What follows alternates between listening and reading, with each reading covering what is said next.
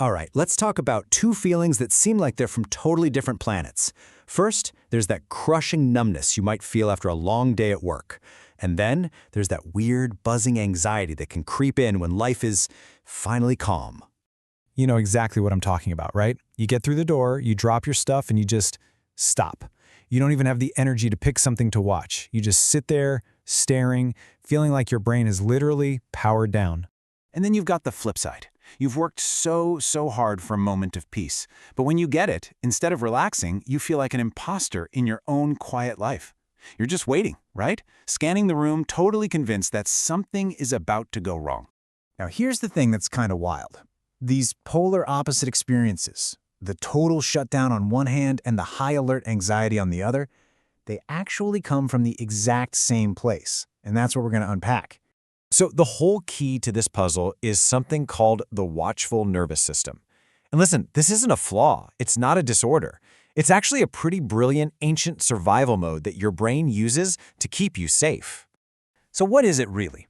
Well, when you've gone through a long period of stress, maybe from a high-pressure job, a tough childhood, you name it, your nervous system literally adapts. It goes into this state of hyper-alertness. It's constantly scanning for threats, reading social cues, analyzing patterns, all to keep you safe. The catch? It's got to run on emergency power to do all that. Honestly, the best way to picture it is like having way too many tabs open in your brain's web browser. Think about a crazy day at work. You're juggling the lights, the sounds, the moods of everyone around you. It is a staggering amount of data for your brain to manage all at once. So here's the breakdown. First, your brain is in this constant scanning mode. It's reading every social cue, every little shift in emotional energy. Second, to handle all of that and still function, your system flips on that emergency power. And third, well, the inevitable result of running on emergency power for that long is just total, complete exhaustion and burnout. So this state of being constantly on high alert, it leads to one of two main outcomes when the pressure finally lets up. And they look totally different on the outside, but like we said, they spring from the very same source. Okay, so on one side, you've got the quiet collapse. This is that after-work stare. It happens after a day of being constantly on, and your mind basically just steps away to save whatever energy it has left. That's where that numb, heavy silence comes from.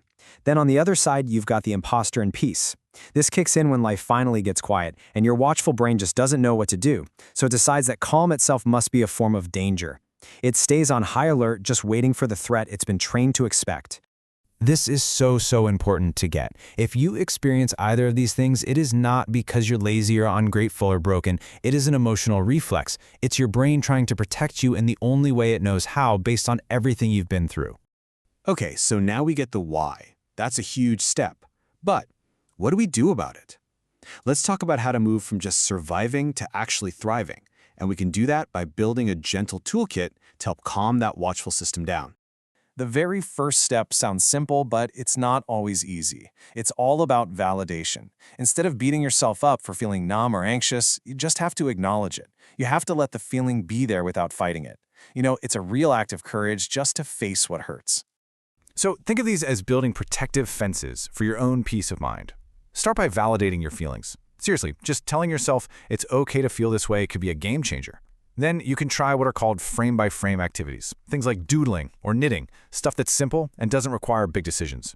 A huge part of this is also learning to tell the difference between actual danger and the simple discomfort of being calm. And finally, setting healthy boundaries. That one is absolutely crucial to stop your energy from getting drained in the first place. So let's wrap this all up with a really powerful idea. We have to completely change the way we think about rest and peace. This is everything. So many of us were taught that rest is a prize you get only after you are completely and utterly exhausted. But that belief just keeps the burnout cycle going. You are allowed to rest before you break.